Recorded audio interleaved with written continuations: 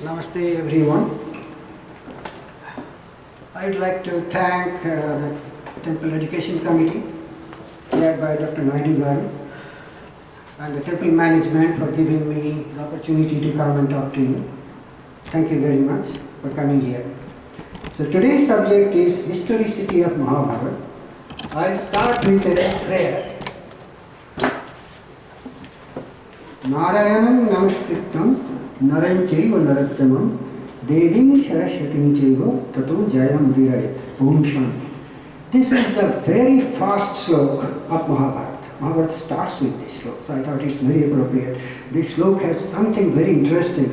See, other than Saraswati and Narayan, there is one more person mentioned here, Nara. You know who is Nara? Arjuna, right? Nara. So, people ask me, what is historicity of Mahabharata? Right. So this is what we are going to cover today. Overview of, very high level overview of the scholarship. We'll try to answer which Mahabharata, because there are so many.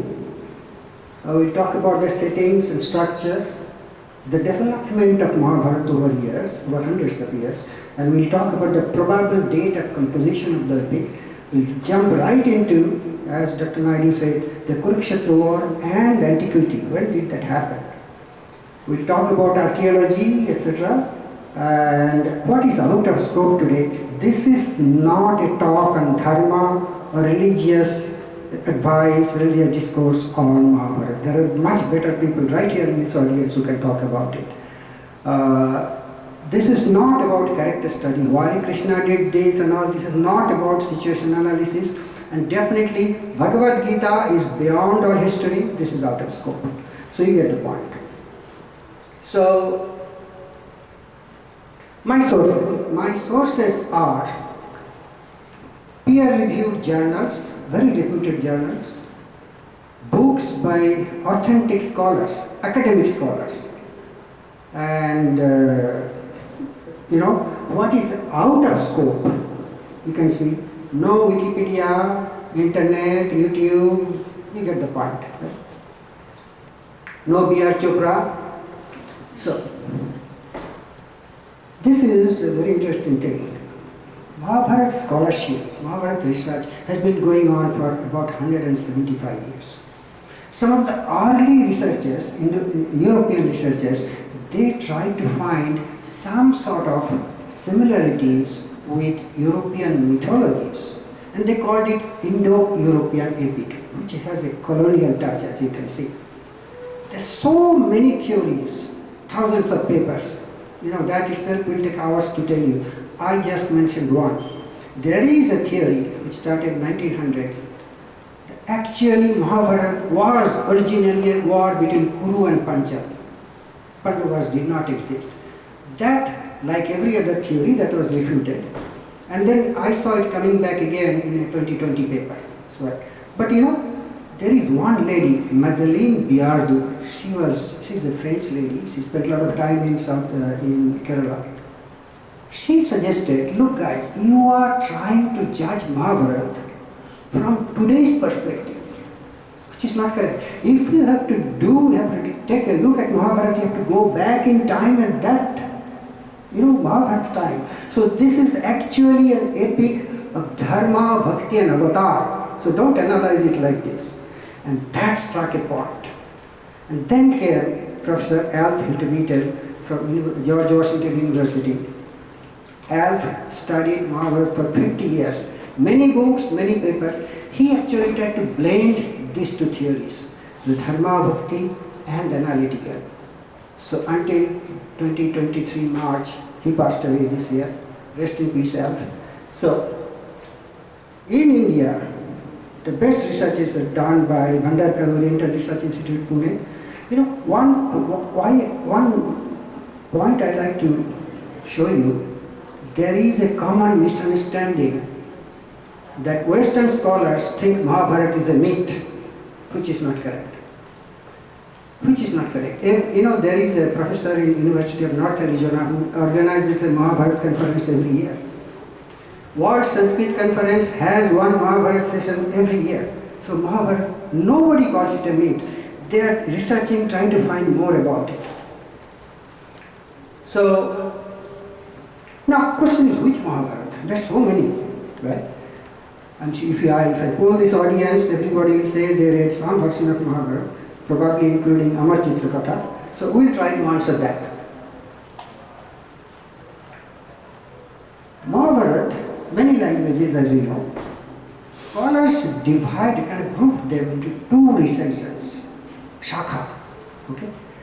Two recensions, one we call the northern recensions, Varanasi recension, another is the Kumbakonam recension, beautiful city of Kumbakonam. So between these two there are differences. The Kumbakonam recension is slightly longer, but you know one thing I like to point out here, this is just in line with our scriptures. If you look at our scriptures, all of them have multiple recensions. Rig Veda has two recensions, right? Shakar, Bhaskar. Yajurveda, all of you has two recensions. Shukla Yajurveda, Krishna Yajurveda. Shukla Yajurveda has two other recensions. Marthandinkan, Samveda has three. Atharva Veda has two. So this is just in line because rishis in that time, they could figure out the regional diversities. So there are two recensions. What a beautiful thing.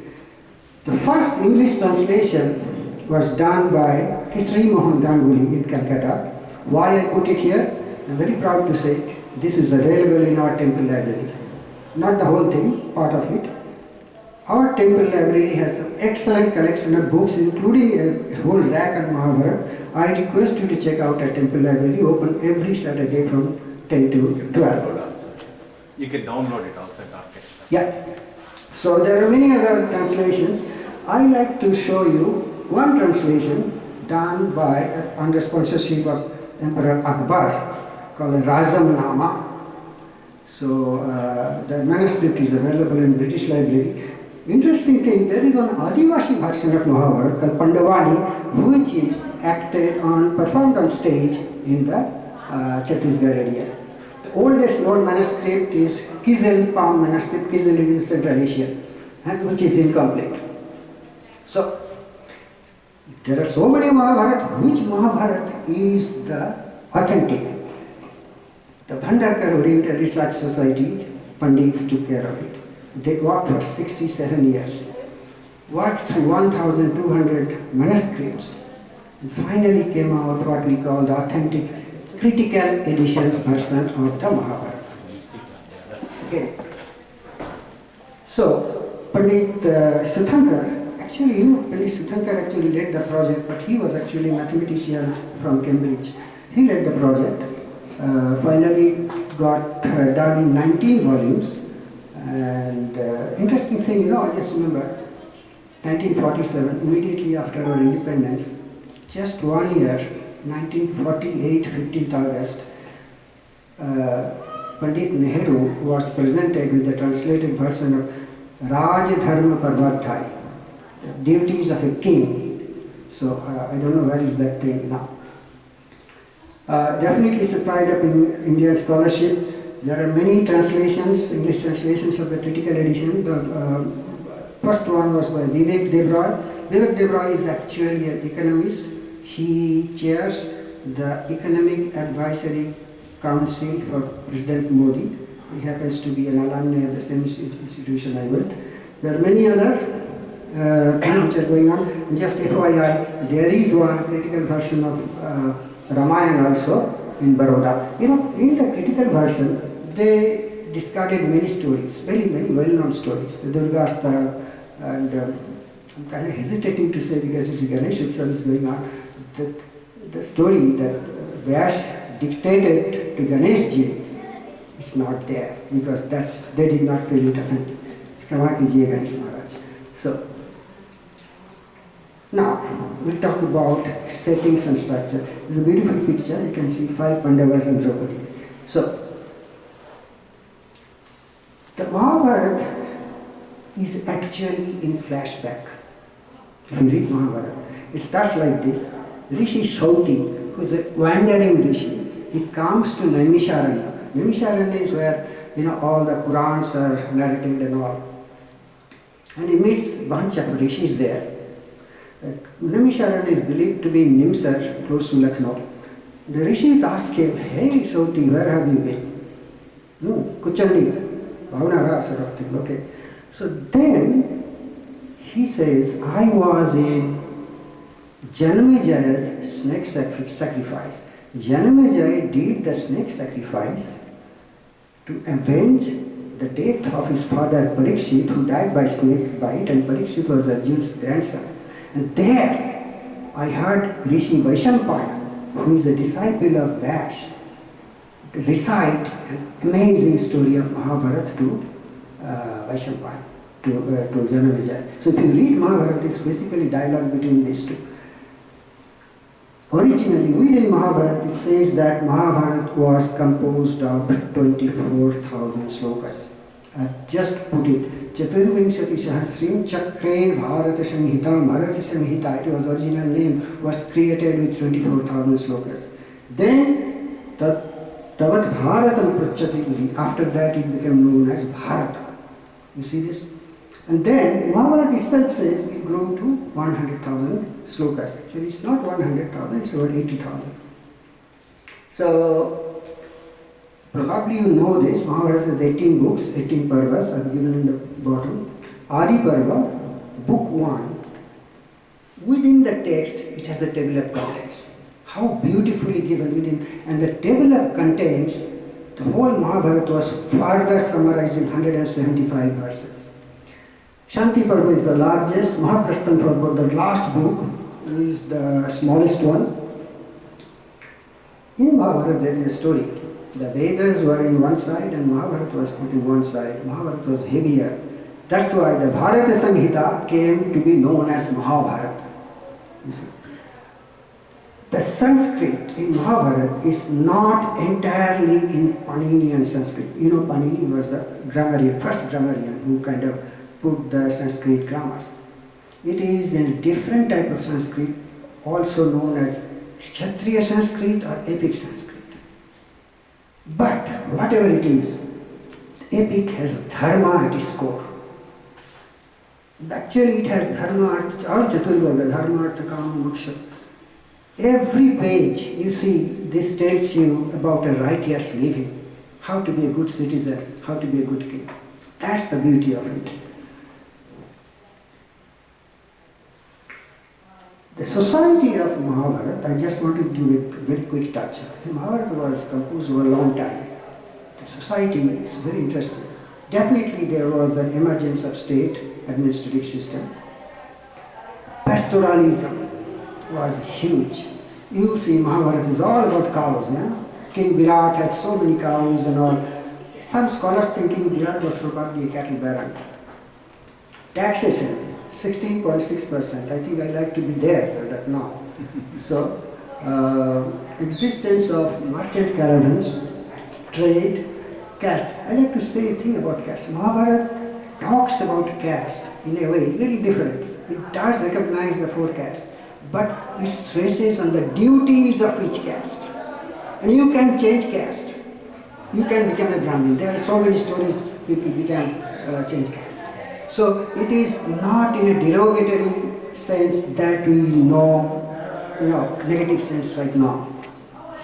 No child marriage and sannyasis were there. This is the interesting thing. I thought I'd put it here. There is a place in Sabhaparva, when their Yudhishthira was doing the Rajasya Yajna, when he became a king. It was attended by Mlecha, Tukhara, Yavana, Shaka, China, Harahu. Now, if you see, you get a very nice idea about the geography. He sent all four brothers in 4 directions. Now, who are these people? We know Tushara, Tukhara, the Kushans. There are many other ways to verify. I am not going there. Several other sources. Shakas, Kushan, the Kanishka, King Kanishka, you remember that. Shakas, Shakabda started Shakas. Who are the Yavanas? If I ask you who are the Yavanas, most probably you will say it's the Muslims. But that time we didn't have them. So who are the Yavanas? Any guess? Afghanistan and they. No. They are Greeks. See, why Greeks were called Yavanas? Originally that place where Greeks belong is to be known as Ionia. Persians used to call them Yona and Indians call them Yavana. In King Ashoka's inscription you can find Yavana. So what happened? Alexander came to India 327 BC. Does it mean Yudhishthira did it again 327 BC? You see, there are quite a few variations. The Shakas and Tusharas are not there. So what is happening? This shows the interpolative nature, how things got added later and later, right? So, development and authorship. This picture is from Hollywood. You see Bhishma lying on the bed of arrows. Here, I am going to use the Vedic literature. If you are familiar with the Vedic literature, it will be very easy for you to understand. Otherwise, I am going to very quickly explain each one. The oldest of the Vedic literature is Rig Veda, the Samhita portion. There are many dates. This has been written over many hundreds of years, but most people, and I also believe, that it came to current form in 1500 BC. In Rig Veda, there is no mention of the Pandavas, or the Kauravas, or the war. So definitely, Mahabharata war is post-Rig Vedic, correct? But Mahabharata mentions the 4 Vedas and 3 sometimes, many times. So it is very clear. Okay? But there is one thing in Rig Veda, War of 10 Kings. I just very quickly tell you the structure of Rig Veda. Rig Veda has 10 mandalas, 10 books. Book 1, Mandala 1 and Mandala 10, the latest edition, the most recent. Mandala 2 to 7 are the oldest core. They are written by a family of priests. They are also called family mandala. In Mandala 7, there is a story of War of 10 Kings. King Sudas of Bharata tribe fought with a coalition of 10 kings and won. The 10 king coalition, you see the name, Puru, Yadu, there are some other, Drihu, Anu, etc. So that kind of, some people thought, is this the Mahabharata war? Because the tribes kind of familiar. But most of the other people say no. Just because there is a coalition war, this is most like a tribal warfare. There's one more thing I like to point out and point your attention. 3 Vedas. So what's happening here? We know there are 4, right? Actually, originally there are 3 Vedas. Atharva Veda is a much later addition to the Vedic canon. There are mantras which mention 3 Vedas, and you know one such mantra, which is Purusha Suktam, verse 9. Right? What is that? Tasma yagya sarvabhutaha richa shamani jangire chandanshi yagire tasmat yajuh tasmat ajayat. We get 3 Vedas, right? So that means there are some parts of Mahabharata which are archaic. At that time there are 3 Vedas. Coming to Vedanta, it was written around 800-700 BC. The 2 oldest Vedantic scriptures are Chandogya Upanishad and Brihadaranyaka. Okay? Chandogya Upanishad mentions in one place, very kind of fleetingly, Puran Itihas iti Panchama Veda. You know, Narada Sanat Kumar, Narada went to Sanat Kumar, and Sanat Kumar says, tell me what, he said, teach me. He said, tell me what you have read so far. And he gives a big list, and there he mentions Puran Itihas iti Panchama Veda. So, is he mentioning Mahabharata? Maybe. Some version of Mahabharata was probably there. Brihadaranyaka Upanishad, in one, I will remember chapter 3, book 3. Somebody is asking a question to another person. What happened to the Parikshitas? Parikshitas means the descendants of Parikshit. So is this connecting? We don't know, maybe. Maybe it's a type. But Mahabharata is full of Vedantic things. Even excluding Bhagavad Gita, Mahabharata is full of Vedantic teachings. I don't know how many of you know about the Sanat Sujati in Dev Parva. Sanat Sujati is a rishi who comes to Dhritarashtra just before the war, gives some fantastic discourses which resembles Gita, Kathopanishad, Mandukya Upanishad, Taittiriya, etc. You know, so that's, I say, a summary of the Vedantas in a chapter. Fantastic. But guess what? Nothing happens to Dhritarashtra. He goes back to war next morning. No wonder he was so blind. So, coming back to the Sutra literature, that is the Vedanga. Now, Vedanta has 6 parts, Shiksha, Kalpa, Chanda, Nirukta, Vyakarana and Jyotish. Jyotish means astronomy, not astrology. Kalpa is further divided into 4 parts: Dharma Sutra, Shrota Sutra, Gricha Sutra and Shulva Sutra. They are together called the Sutra literature. Written around 600 BC to 300 BC. This Sutra literature is basically codes of law and domestic rituals, except Shula Sutra has some interesting geometric formula, very good mathematical formula, written by many rishis. Sutra literature mentions Mahābhārata, I have seen that, and Mahābhārata mentions Sutra literature. So I can say they are kind of contemporaneous, right? Panini is Vyakarana. I mentioned Panini wrote the first Sanskrit grammar. Panini's date is slightly debatable, but then he mentions all these Mahābhārata characters. So definitely at the time, Mahābhārata was very popular. Manusmriti, it's become very political now. Manusmriti and Mahābhārata, they kind of share many verses. Some of the older Puranas, they have Mahābhārata stories all over. Just to let you know, the older Puranas were written around 400 CE. So this gives us a picture that Mahābhārata was kind of timeline of the composition. We'll go there now.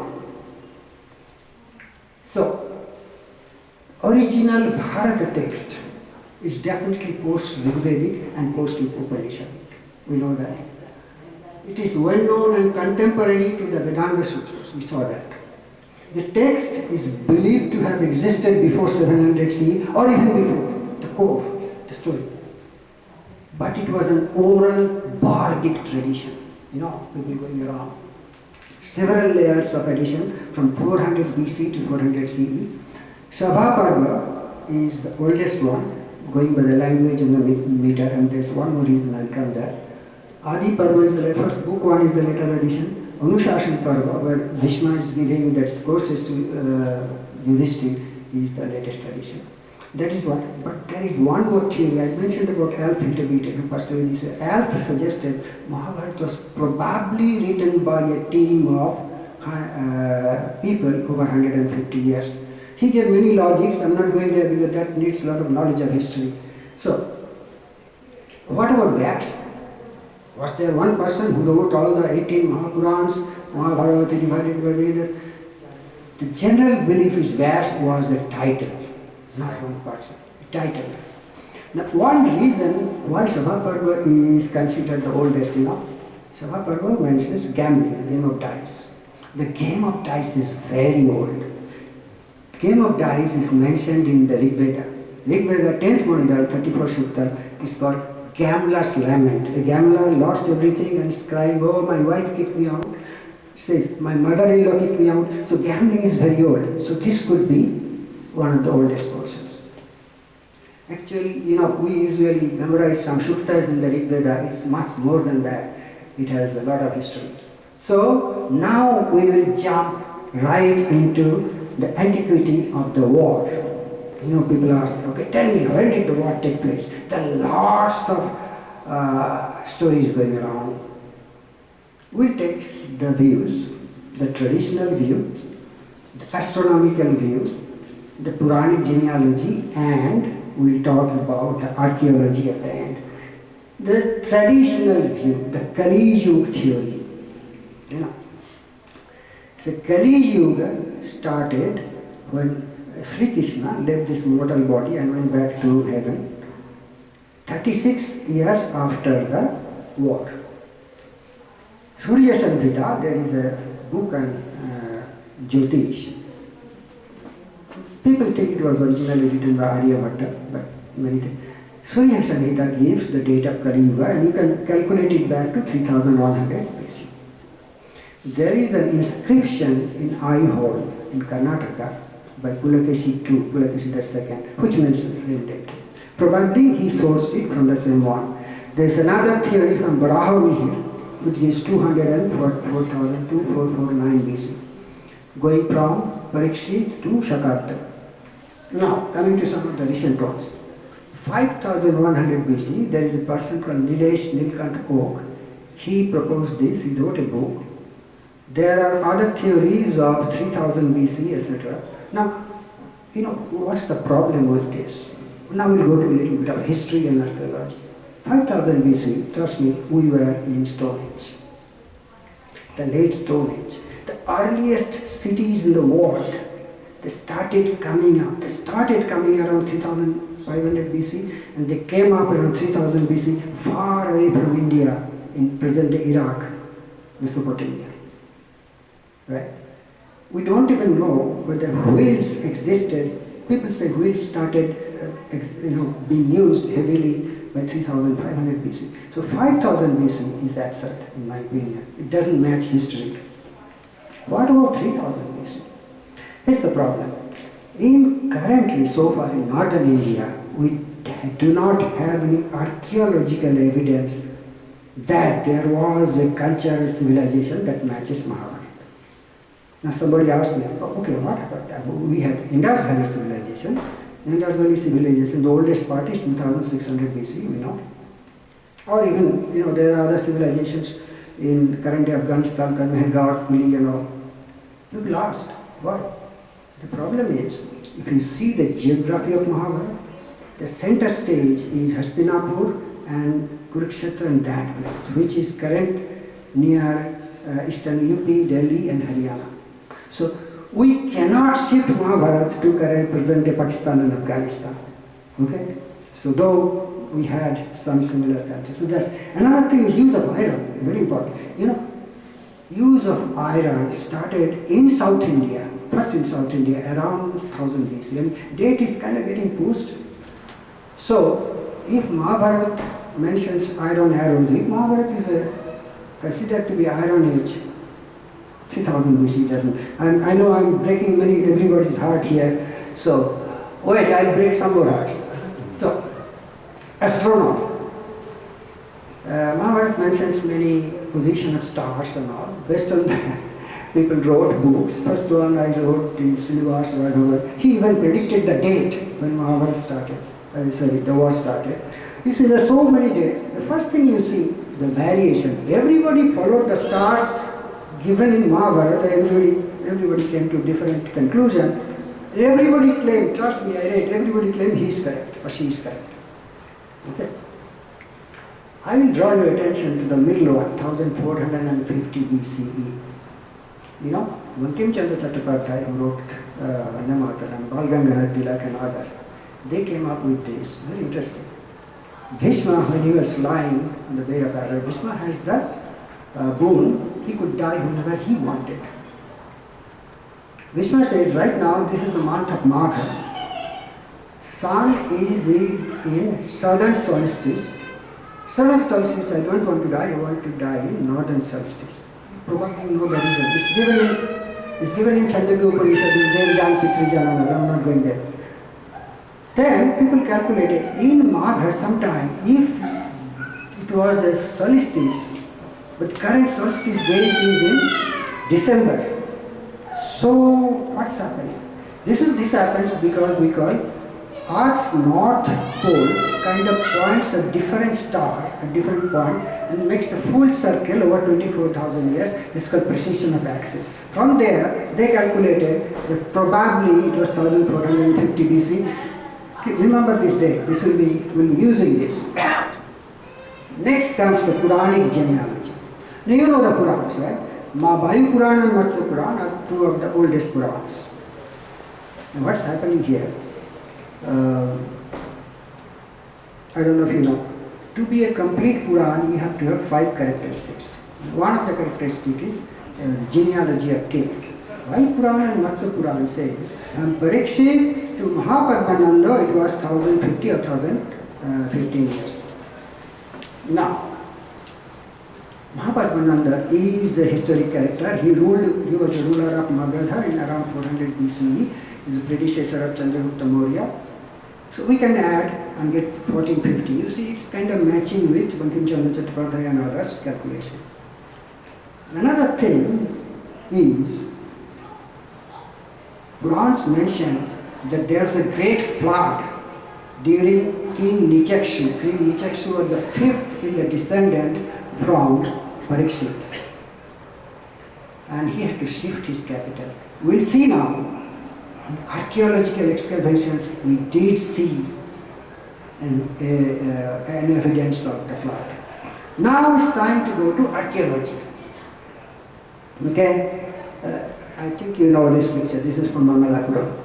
So, we talk about archaeology of Hastinapur. We talk about archaeology of Indraprastha. Indraprastha is where Yudhishthir had his capital, which is currently near Delhi. And of course, we talk about Dwarka. There is a lot of passion about Dwarka, a lot of information floating around. Let's see. Hastinapur was originally excavated by B.B. Lal. He was the head of Archaeological Survey of India. He's the first one. B.B. Lal did excavation. I believe last year they started another excavation, but I have not seen anything significant coming out of that. So, Hastinapur, just to give you the location, this is where 127 kilometers of Delhi. Okay. Now, I'm not expecting you to understand this slide. This is for archaeologists and historians, but I'll show you something here. This is the excavated layer of Hastinapur. You see, again, forget everything, just see what I'm showing you.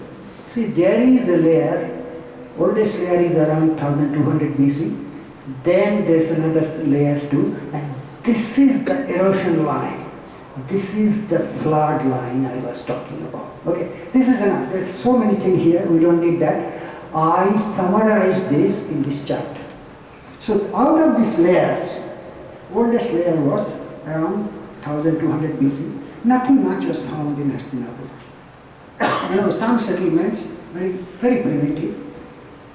Then the next layer was 1100 BC to 800 BC.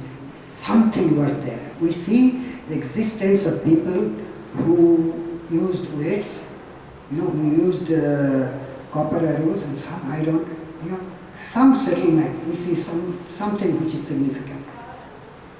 And of course, there are other layers, flood, and there are other layers. Now, pottery. I'm going to give you a very crash course on archaeological pottery to understand. This is very important. Oldest pottery is simplest, it's common sense. So if you see the oldest layer, just colored pottery, nothing much. The second layer, you see, it's called paint. I will show you a picture of painted graveware. We call in archaeology term a PGW. Why I am telling you all this? In northern India, so far, we found more than 1,000 PGW sites, painted graveware sites. So immediately things come. So could this be all related to Mahābhārata? Actually, B.B. Lal thought so. That second layer is probably related to Mahābhārata. But as I've written below, archaeology alone cannot prove or disprove the epic. There's no way to do that. So, just for your information, the next thing, as I wrote, NBPW, which could call in archaeology, Northern Black Polished Ware. You see, pottery is becoming more sophisticated. So archaeologists, when they get a set of pottery, by looking at that, they can tell you how old is that site. So, this is some of the painted graveware we found all over North India. Now comes, I think I have Indraprastha. Indraprastha. There are some excavations happened. Frankly, nothing much was found. There's nothing to do with Yudhishthir. Rather recent, 4th century BC. Dwarka. Dwarka. I know, most of you have seen pictures of underwater temple and all. Even Hastinapur, I can tell you, if you go to Hastinapur now, they will show you Pandava ka Kila, Draupadi ki Rasoi, Draupadi used to cook here, this is where they played the game of chess. Don't trust, these are all tourist traps. Okay? Dwarka also, they will show you a lot of things. But what actually has been found in Dwarka?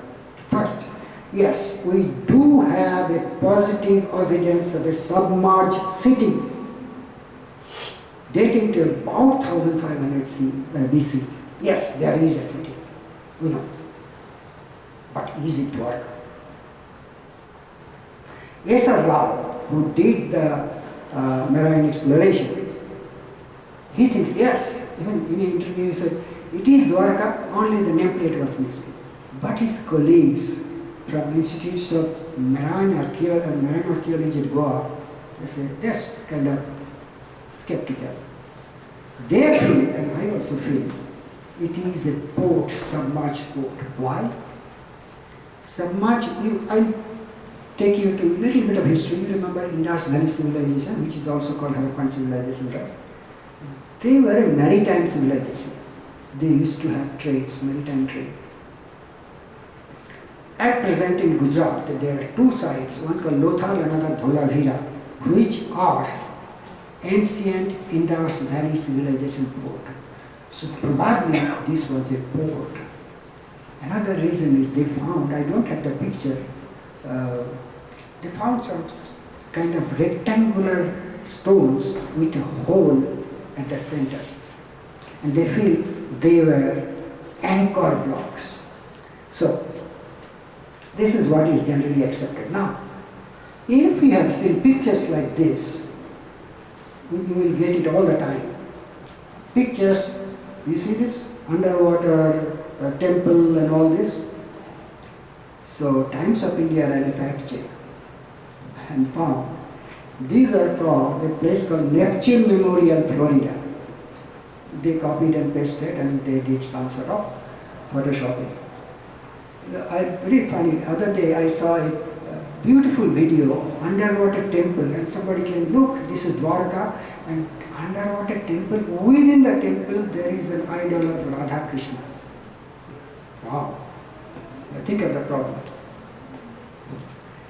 Krishna, even if you take 1500 BCE as Krishna, Radha came to see after 2000 years. Okay.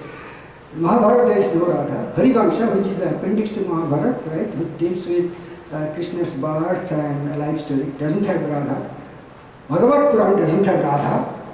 If somebody put Radha Krishna an image and put underwater, that person does not know history. That's the problem. So this kind of things are going on. I know I'm breaking many hearts here. Some people vouch, yes, there is a Dwarka thing, but trust me, the scholars, the history books say this. Social media will say something else, I don't care. So, I am almost done. I have two last archaeological evidences. Number one is a pillar. It's called Garuda pillar, also known Heliodorus. I'll tell you who is Heliodorus in a moment. This pillar was erected about 150 BCE or so. The pillar is actually erected in honor of Lord Vishnu. It says, three immortal footsteps. You see that self-restraint, charity, consciousness. This actually absolutely copied from Mahābhārata, Dhammas Tyaga Pramadascha. This thing is copied. So this shows Mahābhārata was popular at that time. Who is Heliodorus? I'll tell you in a moment. Three immortal footsteps. Who is the person with three immortal footsteps? Lord Vishnu, right? Mahābhārata. Now let me tell you one thing. I have a minute. So, the story of Vamana Avatar has this nucleus in one mantra that you know. Sangno Vishnu, Sangno, there is a place called Sangno Vishnu Rurukrama. What does it mean? Vishnu with mighty strides. So this later on came to in the Puranas, the Vamana Avatar. But originally he was known for his three immortal steps. So let's go. Next one is, this is a coin. On the left hand side we see Balaram, on the right hand side we see Sri Krishna. Okay, you can see the chakra. Okay, chakra of Sri Krishna, and this is the plow of Sankarsana. That shows by 100 BCE, definitely these characters were very popular. Now I am going to answer the question, who is Heliodorus and who is Agathocles? Little bit of history, I will take you back. Alexander came to India 327 BC. After he left, he conquered some parts of present-day Afghanistan and Pakistan, other side of Indus. And he left his generals to rule that, and they kind of split the kingdom. They ruled at about 250 years. Over the years, they became Hindu. Heliodorus was an ambassador from Greek king, the previous slide, who came to central India to erect the pillar. Okay. And Agathocles, another Greek king, printing this. Actually, trust me, I use these two slides when I talk about history and development of Vaishnavism, but I thought I'd put it here today. One thing you see, the absorptive, the syncretic power of our India, our religion. The Greeks, the Shakas and Kushans, they were nomads in Central Asia. They were kicked out from their homeland. Mother India gave them shelter. Greeks, Shak, Kushan, where are they now? They all absorbed in our culture, great Hindu culture. And take 30 seconds more. We talk about spread of Buddhism outside India. Do you know in Central Asia and Eastern China, we have evidences of Hindu deities. So Hindu deities, this is the power of our religion that we remember a line by poet Rabindranath Tagore, Shak, Hun, Dal, Mughal, Pathan, Ek, Holo, Dehe, Hololi, Shakas, Hunas, Mughal, Pathan got merged in the same body. So this is the true India, true Hindu religion, I should say. So we are done with the lecture. I am going to conclude it with the summary. Date. Most believe that there was a fratricidal war. Nobody says it's a myth. I've read so many papers. There was a war. It was not a tribal war. The date of war, of course, that varies from different. Scholars always differ among each other. If they do not differ, they don't get funding. You know that. So these are but generally accepted date is 1900 BC if you read things, because it kind of corresponds to Iron Age. Mahābhārata epic was composed over many hundred years, came to current form in 400 CE. I'll ask a question. 400 CE, who was the ruler of northern India? Which dynasty? Anybody? At the point I was about to ask race. Guptas. Guptas, right? So one thing. This may be, I don't know if it's surprising.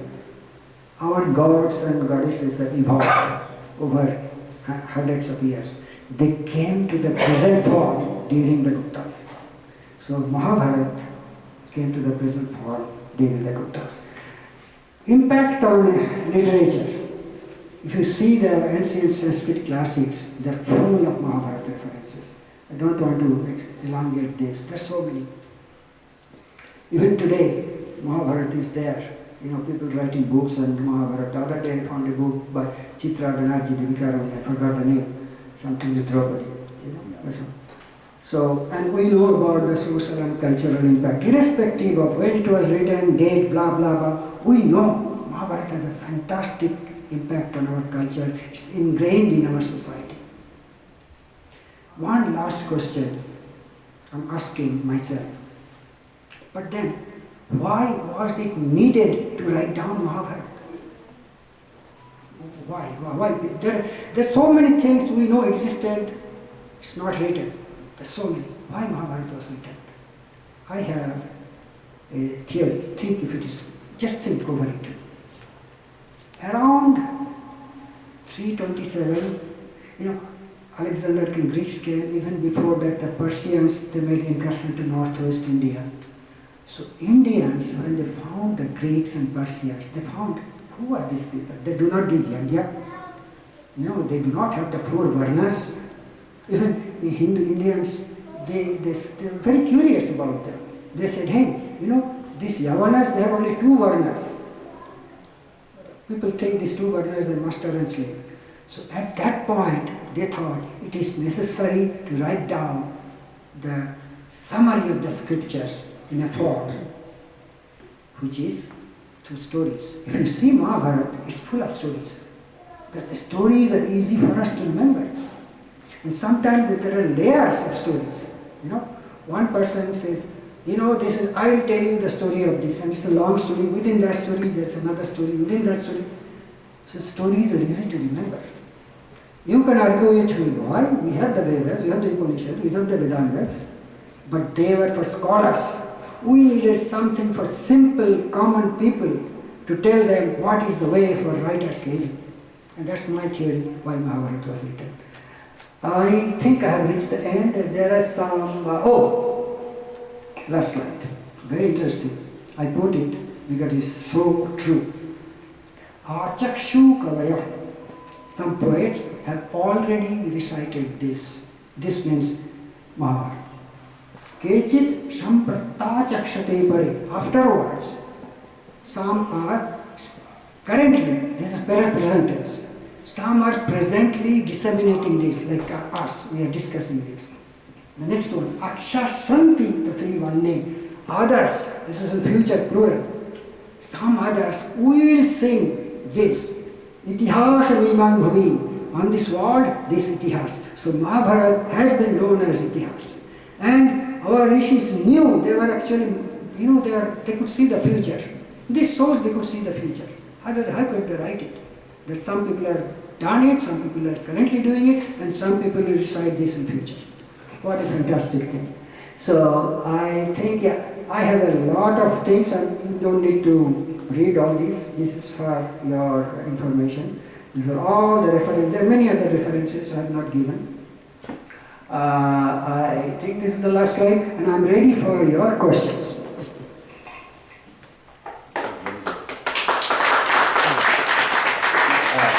I just want to make a comment. I saw Vishwa Adluri first on your list of references. Yeah, Vishwa Adluri. Vishwa Adluri and Jaideep Bagchi. They are two Mahabharata scholars. They have done a lot of research, and they actually are from United States. Right. I respect Bagchi is in Germany.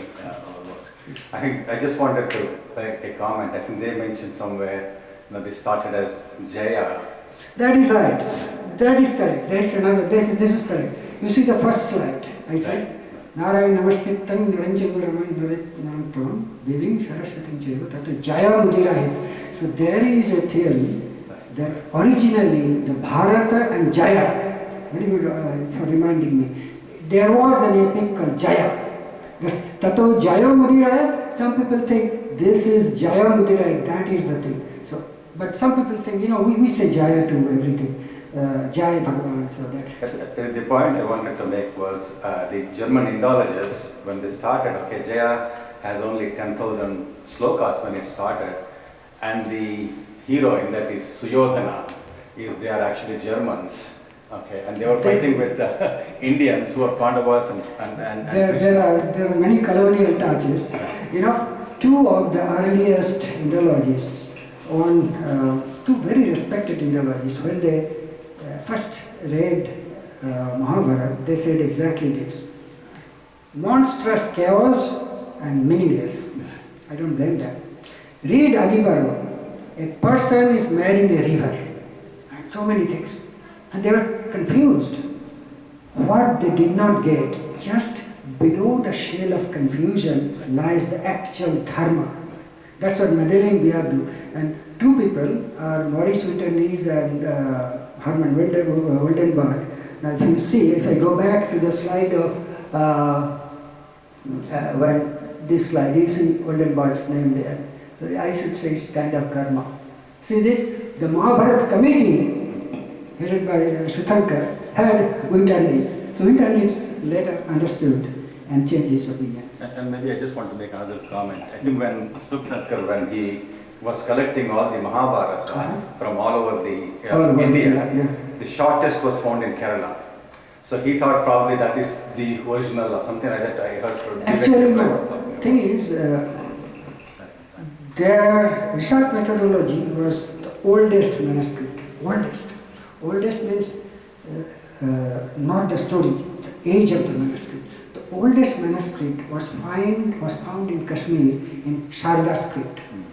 So they depended on the age of the manuscript.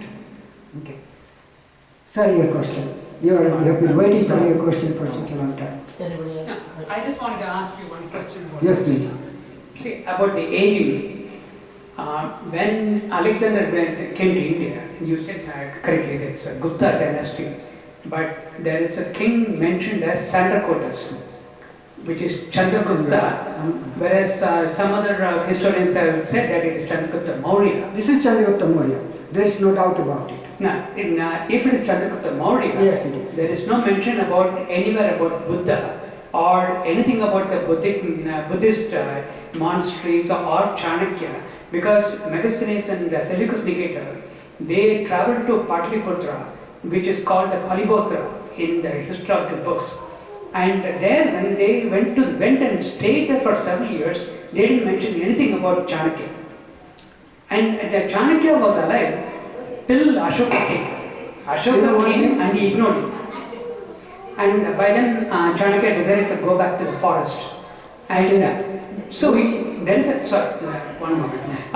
There is another set of scholars who say that it is Chandragupta, not Chandragupta Maurya. That is rejected, and it keeps coming back like ghosts. I'll give you a reason. Why Chandragupta Maurya is Chandragupta Maurya? See, what is the first datable event or thing? One of the, Ashoka has many inscriptions. The 13th inscription, rock inscriptions, mentions Ashoka sent his emissaries to a few kings, and people found out those kings are actually in Syria, Egypt and Greece, and they really found those kings existed. So that event is datable. That's a datable event. Okay. Now, coming back to Megasthenes, have you read by any chance Megasthenes' composition? Have you read it? Please read it. You will find all kinds of stories, like in India there are people who breathe, don't have nose, breathe through their mouth. There are tigers